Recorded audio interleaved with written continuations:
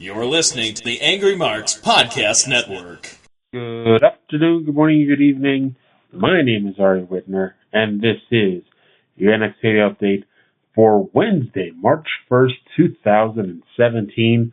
We are already 1/6 of the way to 2017. We are on the road not only to WrestleMania, but to NXT TakeOver Orlando, coming up in exactly 31 days, actually. Saturday, April 1st, live on the WWE Network, the award-winning WWE Network. So I don't know what awards they've won, but, you know, they at least used to call it the award-winning WWE Network ad nauseum. But let's get things going here. We kick things off with Patrick Clark of Tough Enough fame versus Sean Maluta of Cruiserweight Classic fame. The wrong person won. NXT is this weird hodgepodge that it's developmental, but it's not developmental. It's developmental for about half the people on the roster, and then you have main events with Asuka, Bobby Roode, Nakamura, and all these other people that should not be in a developmental system, but they're basically there so the shows aren't really, really bad. And Sean Maluta carried Patrick Clark to a decent little match here. Clark refused a handshake at the start, so Maluta kicked his ass from the bell. He almost had the win with the Shining Wizard before being cut off. Clark hit a few moves and picked up his first win ever, on TV anyway, with the famous serve. We did not get a replay. We immediately went to the back, or not so much to the back, but to commercial. It felt very TNA-ish, and I thought to myself that, it's probably because they got so much stuff packed in an hour that they didn't have time to run a replay. And then the show ended at 8:51, and I'm like, well, we could have had that replay now, couldn't we? Sanity was being kept warm by a fire in a barrel.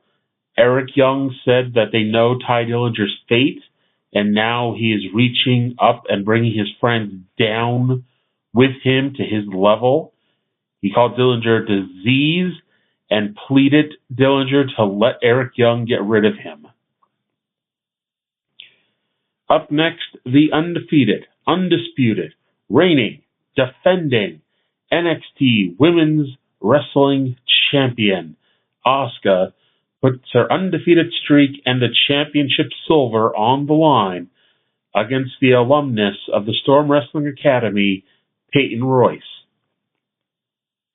Royce gave it the old college try. However, the big news of this show was not that the undefeated streak ended. Asuka destroyed her almost from bell to bell. Asuka used a running hip attack in the ring. Royce rolled to the apron for a breather, so Asuka gave her another hip attack, and Royce crashed to the pretty black mats outside the ring. Peyton got the heat when she pulled Asuka shoulder first into said ring post and began working over the shoulder. I want to point out when Asuka made her comeback, she was constantly selling her shoulder, so this automatically made Asuka better than half the people under WWE contract already, male or female. Asuka used a very unique move where she picked up Peyton for a hip toss. However, instead, she dropped her with a knee to the face. That looked nasty. Asuka used the second Shining Wizard of the Night. However, like with Sean Maluta, it did not lead to a pin. Fortunately for Asuka, her fate was better than Sean Maluta's. Peyton got a near fall with a running elbow drop and another with a spin kick to the face. However, at the end of the day, she faced the same result everyone does, as she tapped out to the Asuka lock. After the match, Billie Kay attacked Asuka, and we got a 2-on-1 beatdown, including the heels yanking Asuka's arm and shoulder into the ring post. I want to point out Billie Kay did not interfere at all in this match, and there for a brief second I thought that They were going to somehow tease dissension with Billie Kay and Peyton Royce, since Billie was not there for her from bell to bell. However, not at all. Instead, Ember Moon ran in and made the save, taking up with Billie and Peyton on her own. And then Asuka and Ember nodded at each other before having a stare down, complete with Asuka holding the belt over her head. So yes, ladies and gentlemen, that match is coming. Up next, we had a recap of the Bobby Roode, Shinsuke Nakamura, Cassius Ohno story, which led to an announcement that in 2 weeks, on March 15, the glorious NXT champion will defend his championship against Cassius Ohno right here on television. By the way, notice how all three champions, at least as it pertains to purely on television, all three champions are undefeated. I just thought that was interesting. We had a video package for Wolfgang, so apparently he's going to be coming in as well. He was actually my choice to win the NXT, or not the NXT title tournament, but the UK title tournament, but he lost. Shinsuke Nakamura is back in the ring next week. I guess he got tired of tweeting. WWE is releasing a brand new book in April, looking at the history of NXT.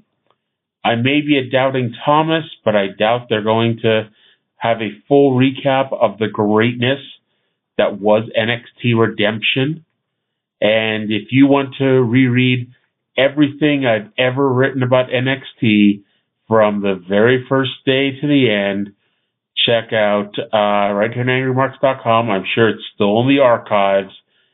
Everything from NXT Redemption, all 66 episodes. It is the greatest show that WWE has ever put out. I truly believe that. Main event time.